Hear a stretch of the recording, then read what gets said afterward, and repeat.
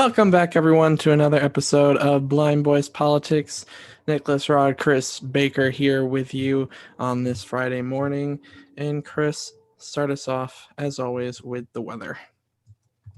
In Los Angeles, California, it's sunny and 78 with a sunny weekend. In Houston, Texas, it's partly cloudy and 68 with another partly cloudy weekend. In Chicago, Illinois, it's sunny and 49 and partly cloudy weekend. New York City is partly cloudy 44 with a sunny weekend. Sounds pretty good across the board to me. I don't know. When it's like 80, talk to me. Yeah, I agree with you there, but it is nice to see that temperatures are starting to go up. Until you ask, it looks a little cold in New York City. A little bit, but that is supposed to go up. But so this weekend should be pretty nice. Well, decent at least. Hopefully I have a better weekend than I had yesterday. Because I don't know about you, Nick, but this week it seems like it's, testing my patience a little bit. I'd say for me, this week, I have just been completely burnt out.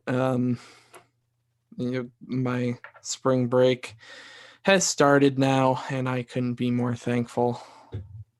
What are you going to do about next week when I work you like a dog?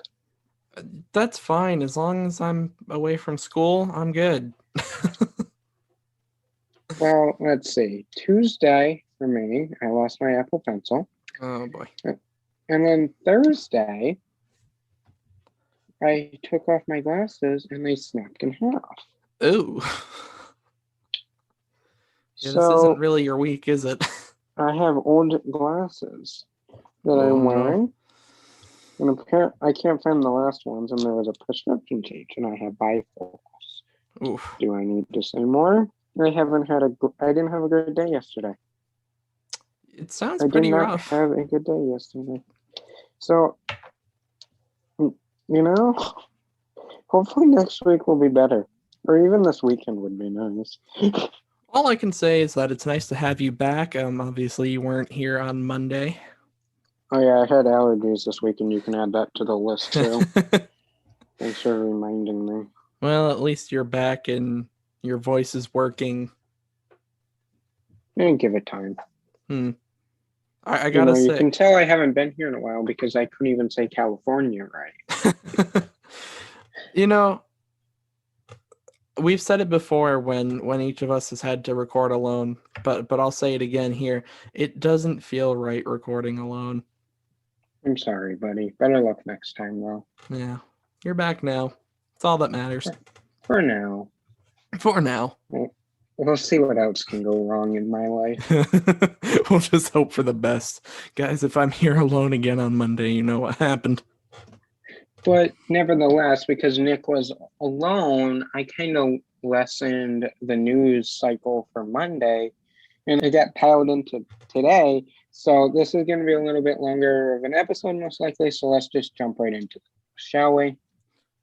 Yes, I think that'd be a good idea. So former officer Derek Chauvin, accused of killing George Floyd, his trial started this week, nearly 10 months after the death of George Floyd. The cops were called over the belief of a counterfeit $20 bill. Prosecution says he refused to let up on Floyd's neck after being on the force for over 19 years. And Chauvin's lawyer claimed that the cause of death was drugs in his system and underlying health condition of heart disease. On the first day, we heard from 3 different witnesses. The first was a witness who recorded one of the 7 videos that went viral. Another one was a 911 dispatcher who had to call the police on the police. The prosecution played the 19-minute video and which showed Floyd saying that he can't breathe 20 times. Chauvin has been charged with second-degree murder and third-degree manslaughter. Second-degree murder alone can get him up to 40 years in prison. On the jury, there are 9 women and 5 men. 8 are white, 4 are black, and 2 of them are multi-race. And Chauvin was seen taking notes throughout the day of the first day of the trial. That brings us to day 2 of the trial. 6 people were called to the witness stand that day. One was a 17-year-old who had her face blurred due to the fact that she was a minor. She recorded one of the videos that went viral, and she told that almost every night before bed she sees George Floyd and apologizes to him for not doing more. The next witness called up was a 9-year-old girl who witnessed it. She told the jury seeing it happen made her sad and mad and scared for her family. And another witness was a firefighter that was called to the scene. She told the jury she was prevented from doing her job of saving lives, which at the time made her very frustrated. A mixed martial arts expert was also called to the stand as a witness. He said that Chauvin used the blood choke. He said that he had witnessed the murder and had to call 911 on the police. The jury was seen taking notes throughout the day. On the third day of the trial, every day the prosecution has been showing new, never-be-seen footage. Wednesday, they showed body camera footage, and it showed a struggle to get Floyd into the cop car and then eventually putting him on the ground. And then 61-year-old Charles McCain witnessed the entire thing and broke down in tears while reliving the event. Later on, he told the jury he confronted Chauvin about his actions. In the body cam footage, you hear Chauvin for the first time saying this. Gotta control this guy because he's a sizable guy. Yeah, and I tried to get in the car. Looks like he's probably on something. Earlier, the prosecution showed new footage that had been released from the store where Floyd had been less than 2 hours before he died. The store worker did tell the jury that Floyd did appear to be high. And now prosecution is starting to question the investigators in the case. We will have what happened in court on Thursday and today in Monday morning show.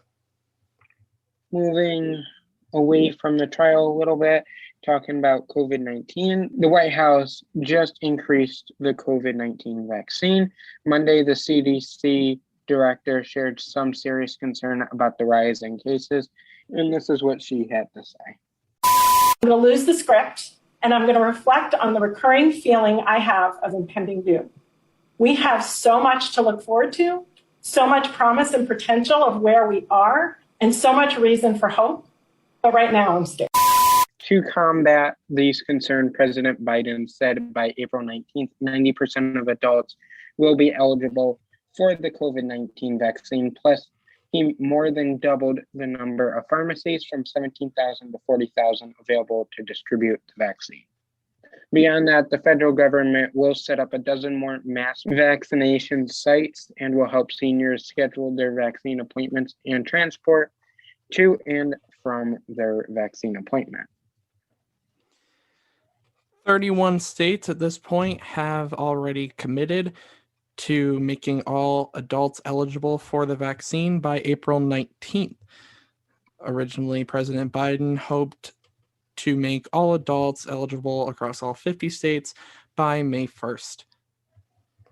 There has been some major changes to the stimulus, and if you have an ITIN, you might want to pay close attention to this. The IRS updated its guidance over the weekend saying if you or your spouse financially qualified and both of you have ITIN, but you have qualifying dependents have social security numbers, those dependents will qualify for up to $1,400 each. This is a significant difference from the prior stimulus packages we've had. In the past, if one financially qualified and had an ITIN, Under the first stimulus, that disqualified you and your entire family. For the second stimulus payments were issued to mixed status households, but only if one of them had a social security number, and so did the dependent. For the third stimulus, if both spouses have an ITIN and the dependents have a social security number, then the stimulus payments will be issued for the dependents. And it's also important to note that if you have an ITIN and no dependents, you get $0. If you are missing your stimulus payment and on Social Security, the IRS announced your payment is coming by April 7th. Most people will start seeing it before then. They will most likely see them starting this weekend. Like we told you Monday, nearly 30 million stimulus payments going to Social Security beneficiaries were held up because the Social Security Administration was dragging their feet. Well, the IRS finally received these official payment files and turned them around in less than a week. So that means financially qualifying Social Security beneficiaries will receive their payment by direct deposit or existing express cards starting this weekend. We have some information about unemployment benefits. If you received unemployment benefits, the IRS has released guidance that you are going to want to hear, so listen closely. Bottom line, if you want to take advantage of the $10,200 tax-free unemployment, do nothing. The IRS will recalculate your return for you and will start refunding your money if you qualify in May, and will continue to roll out those refunds through the summer. Under the American Rescue Plan that just passed earlier last month, it allows people that earn less than $150,000 AGI. The first $10,200 is tax-free to single filers, and up to $20,400 if you file jointly with the average gross income of less than $150,000. Keep in mind, this is only for your 2020 taxes. If you qualify, they will recalculate your return you already sent. If there's an overpayment, you'll get a refund, or the excess money will be applied to your outstanding tax debt. The IRS will do these calculations in two different phases. Phase 1 will be single tax filers who are eligible, and phase 2 will be qualified people who filed jointly and those with more complicated tax returns. To read more, go to irs.gov. If you are struggling to pay your rent, the Biden administration has extended the eviction moratorium until June 30th. Now, it was supposed to expire Wednesday, but the CDC says the extension is necessary to prevent the continued spread of COVID-19 and prevent millions to experience homelessness. To be clear, this is not rent forgiveness. This is an eviction moratorium, and when it's all over, you are going to be required to pay back all of the rent you missed. This does not simply apply to everyone. The CDC says to qualify, the renter must sign a document under penalty of perjury that they have made all efforts to qualify for government rental assistance, made less than $99,000 a year as a single filer, or 198 filing jointly in 2020. Expect to make less than that in 2021, lost a job or received reduced hours, or experienced significant financial loss due to COVID-19, made partial payments of rent that are as close as the full amount as possible, or experiencing a real possibility of becoming homeless if evicted. If you are doing illegal activity or can't prove any of these items above, you can still be evicted. Now we have new information about small businesses. If a small business is struggling to make payroll or rent, you now have 2 more months to apply for the Paycheck Protection Program. The president signed a deadline extension for small business owners to apply for PPP loans. This will go from March 31st to May 31st. It also gives the Small Business Association until June to approve and process the loans that are in the queue. The PPP loan was, of course, created to help small businesses during the pandemic. If the money is used correctly, the loan can be forgotten by the federal government through the recent stimulus package to small business owners to draw from the program. According to the SBA, 9 million loans have been approved, and the majority of the loans are under $50,000, and the biggest group of loans went to struggling restaurants. The president has said that while there's still money in the PPP loan pot, qualifying businesses should definitely apply. To get more information, go to sba.gov, click relief options, and then PPP loans. There has been lots of buzz, one could say, about the recovery stimulus plan that President Biden announced in Pittsburgh Wednesday. This may not be exactly what people are thinking. Since the beginning of the Biden administration, there's been talk of two main stimulus proposals. The rescue plan that just passed for the $1.9 trillion, which included the $1,400 stimulus checks, and then the second plan he calls the recovery plan. This is the infrastructure investment plan. The White House says most likely it's going to be broken up into two separate packages, though. The first one invests trillions of dollars into roads, bridges, transportation, clean energy, and manufacturing. The second plan includes expansion in healthcare, increases the child tax credit, paid family medical leave, among other things. Now we'll point out, just because the word stimulus is being used, that doesn't mean that there's necessarily going to be another stimulus check going to you. Though many Democratic lawmakers are asking the president to include another stimulus check, none has been proposed at this point. Also, remember that this is a presidential proposal, and that means that how it becomes a law will depend on its path through Congress. Now that me and Nick have explained exactly what is going on, let us tell you what's in this $2.2 trillion plan that will be spent over the next 8 years. Hello everyone, tiny editor's note real fast. In this upcoming part right here, we are about to call the first part of the infrastructure plan phase 1. We just wanted to correct that and say it's piece 1. This is not coming in phases, it's coming in pieces. That is all. Thank you for your time.